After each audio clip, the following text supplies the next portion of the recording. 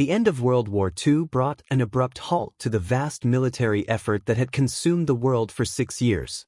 For Japan, the conclusion of the war was not marked by surrender alone, but by an overwhelming need to confront the realities of a country laid bare. Its cities decimated, its economy shattered, and its military capabilities reduced to ruins. Yet, amid the post-war chaos, some remnants of the war effort endured.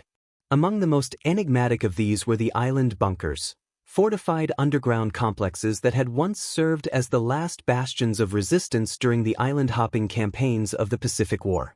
The islands of Japan, particularly those scattered throughout the Ryukyu and Ogasawara archipelagos, were dotted with extensive bunker systems. Conceived as crucial defensive positions against the advancing Allied forces, these bunkers were part of a desperate, last-ditch effort to slow down or even repel invasion. By the time the war ended, however, the threat of invasion was no longer real.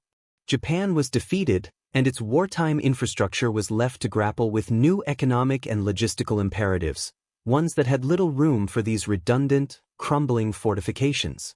In the immediate aftermath of Japan's surrender in September 1945, the occupying Allied forces, led by the United States, faced the gargantuan task of demobilizing and reconstructing a defeated nation. The bunkers, once key strategic assets, now stood as symbols of a militaristic past that had no place in the peace that followed. Yet, their existence was not easily dismissed. Constructed using reinforced concrete, steel, and other materials, these bunkers were durable, expensive, and often buried deep within the island's mountainous terrain. It was clear that their removal or repurposing would be neither quick nor simple. The first major challenge was determining what to do with the thousands of bunkers scattered across the Japanese islands. Some were abandoned outright, left to slowly decay in the tropical heat and humidity, with nature gradually reclaiming them. Others were sealed off, buried under earth and rubble, their exact locations sometimes forgotten by the locals. In the more populous regions, the military bunkers were often repurposed for civilian use, though this was not always a smooth transition. They became storage facilities, emergency shelters, or even rudimentary warehouses for local businesses, repurposed but never quite erased from the island landscape. In certain cases, the bunkers remained a focus of military interest for a time after the war. The U.S. occupation authorities, in collaboration with the Japanese government, were tasked with securing and dismantling remnants of Japan's military infrastructure. As part of the wider effort to demilitarize the nation, certain bunkers were either completely destroyed or sealed off under orders from the occupation forces. In places like Okinawa, where fierce fighting had occurred during the Battle of Okinawa in 1945, the bunkers were seen as symbols of the brutal resistance that the island's defenders had mounted. However, as the decades passed, the bunkers' significance diminished, and the immediate concerns of war gave way to the pressing needs of reconstruction. Throughout the late 1940s and into the 1950s, Japan's economy faced unparalleled pressure. The war had left the country in ruins, with massive debt and an infrastructure that had been devastated by bombings. The scarcity of resources, particularly raw materials like steel and concrete, meant that repurposing existing war assets was far more economical than constructing new facilities. This led to the gradual but inevitable decline of the bunkers as military assets. The resources tied up in maintaining these structures, especially those located on remote islands, became increasingly unsustainable. The military, which had already been demobilized, was now focused on rebuilding a peacetime infrastructure, one that prioritized civilian needs over military concerns. Consequently, many of the bunkers were either abandoned or forgotten, their strategic importance relegated to history. By the early 1950s, with the Korean War on the horizon and Japan's economy slowly recovering, the remnants of the Pacific War were becoming less of a concern to the government. There was no longer a need for a defensive network of fortified bunkers. The focus shifted to rebuilding industrial capacity, stabilizing the government, and integrating Japan back into the international community. The bunkers, once seen as crucial elements in Japan's wartime defense strategy, had been relegated to the periphery of the nation's consciousness. As the years went on, many of the island bunkers remained in a state of disrepair.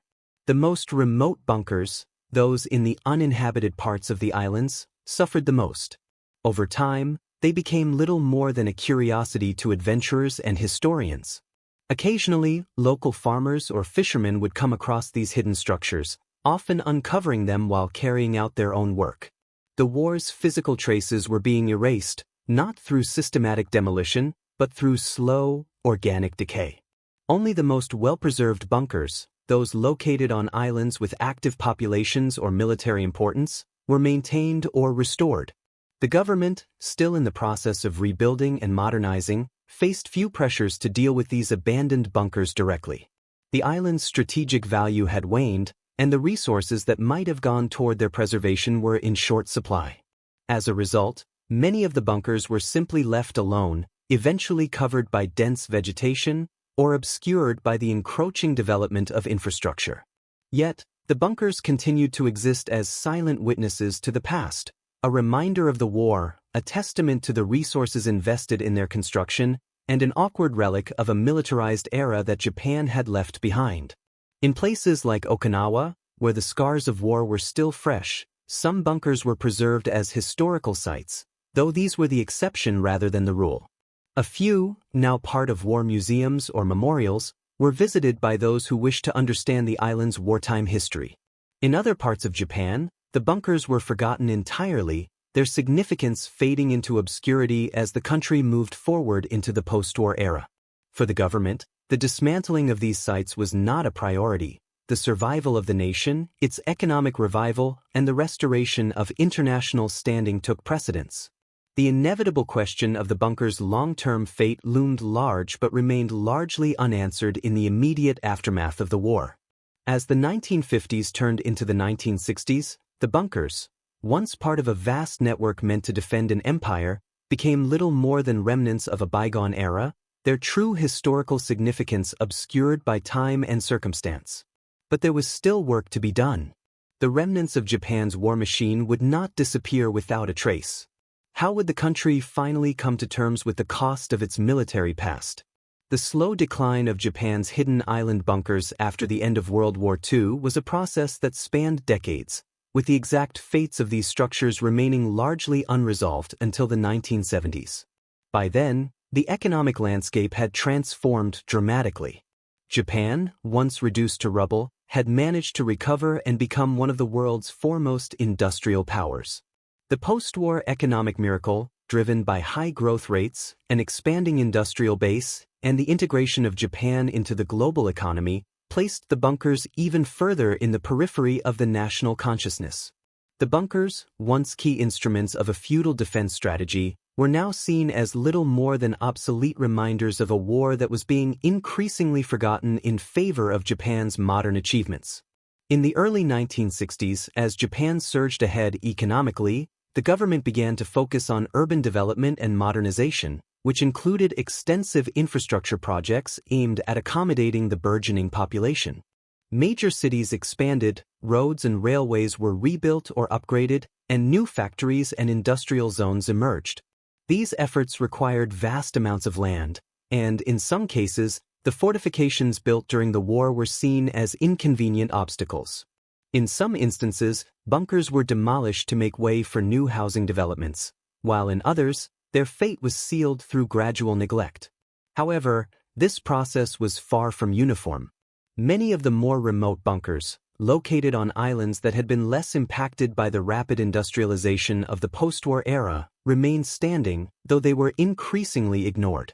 Even in regions where redevelopment had reached, the bunkers often stood unacknowledged, hidden by thick vegetation or buried beneath newly constructed structures.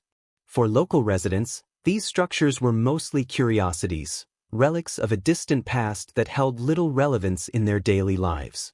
It is important to remember that these bunkers, many of which had been strategically placed to protect against a never-realized Allied invasion, had no role to play in the emerging Cold War order.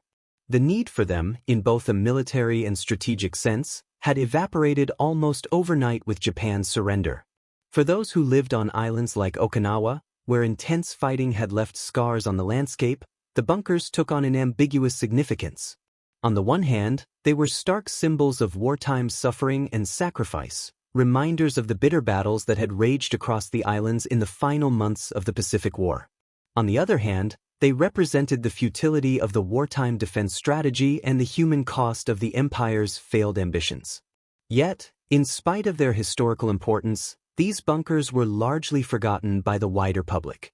The Japanese government had other priorities: reconstruction, economic recovery, and the difficult task of reorienting the nation's military stance after the war. At the same time, however, these structures were not entirely ignored. By the late 1960s and into the 1970s, a growing interest in Japan's wartime history emerged, particularly among historians and those in the field of cultural preservation. This was the period when Japan's post-war identity began to undergo a deeper reflection, and the historical wounds of the war started to be examined more critically. The bunkers, as the physical remnants of the nation's militaristic past, became focal points in this broader conversation. Some of these bunkers were now seen as historically significant, and, in a few cases, efforts were made to preserve them. This was particularly true for those bunkers located on islands that had been heavily involved in wartime defense, such as Okinawa.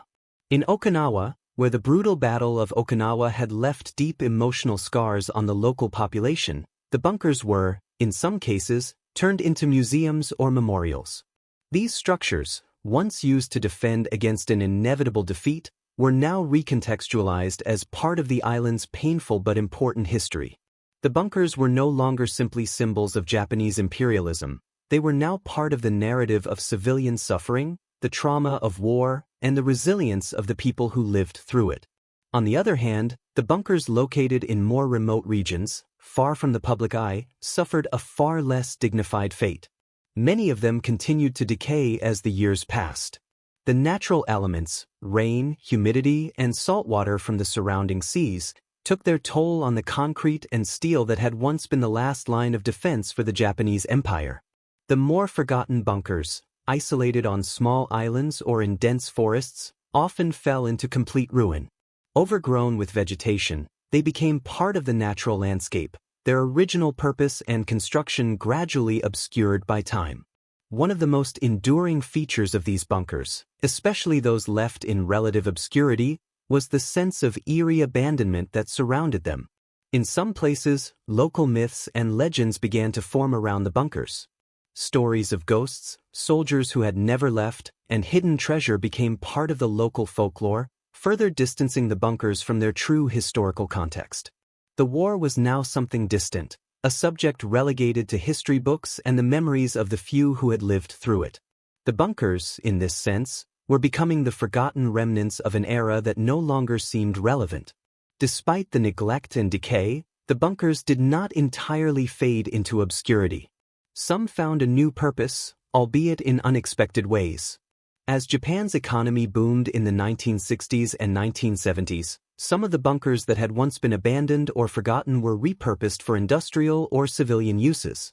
Some became storage facilities, others served as emergency shelters during natural disasters, and still others were used for purposes ranging from farming to scientific research. It was not uncommon for locals to use these structures as makeshift storage spaces or workshops, finding pragmatic uses for what had once been built to serve an entirely different, more destructive purpose. However, these repurposing efforts were typically ad hoc, reflecting the broader attitude toward Japan's wartime past during the 1950s and 1960s. There was no coordinated effort to preserve or maintain the bunkers. Instead, they were often simply incorporated into the fabric of everyday life. This was especially true for the bunkers located on less accessible islands, where the costs of preservation would have outweighed any perceived benefit. Yet, as time passed, the bunkers that had been left to decay or repurposed for civilian use became the subject of growing historical interest. In the late 20th century, as Japan's post-war generation began to age, efforts to preserve its war heritage gained traction. Local governments, historians, and preservationists started to recognize the value in preserving these physical remnants of Japan's wartime past, not for their military significance, but as a way to understand and remember the past. By the 1980s and 1990s, a more concerted effort was made to catalog and restore some of the remaining bunkers, particularly those on Okinawa and other islands that had seen intense fighting. The bunkers' status as historical sites remained contested, however. While some were celebrated as monuments to wartime sacrifice and suffering, others remained controversial symbols of Japan's imperialistic past. The debate over how to remember and commemorate Japan's wartime history, particularly the impact of its militarism, was one that would continue to shape the national conversation for decades to come. As the 21st century progressed, a small number of bunkers were preserved and incorporated into memorials, museums, or sites of historical tours, while the majority continued to fade into obscurity. In the modern era, Japan's military stance has been drastically altered. With the adoption of a pacifist constitution in 1947, the country's military focus shifted entirely, and there was little need to maintain the kind of extensive military infrastructure that had once dotted its islands. The bunkers, therefore, have become more than just obsolete relics of a past war. They are physical remnants of a different era, when Japan's military objectives and aspirations were defined by expansionism and aggression. As Japan continues to look toward its future, the bunkers remain a reminder of the cost of those ambitions, and of the tremendous resources that went into their construction, their maintenance, and their eventual abandonment. Today, many of these bunkers are lost to history, hidden beneath the earth or buried beneath the rapid modernization that has transformed Japan's landscape. Yet, in some quiet corners of the country, they remain. Hidden in forests, on uninhabited islands, or tucked behind more modern buildings, these bunkers stand as silent witnesses to a time when war defined the future of the nation. The fate of Japan's island bunkers is, in many ways, the fate of Japan's war legacy itself, slowly forgotten, neglected, or reinterpreted over time. As Japan continues to move away from its militaristic past, these bunkers, once constructed with such purpose, now symbolize the fragility of history itself. Time, it seems, is the ultimate force of repurposing.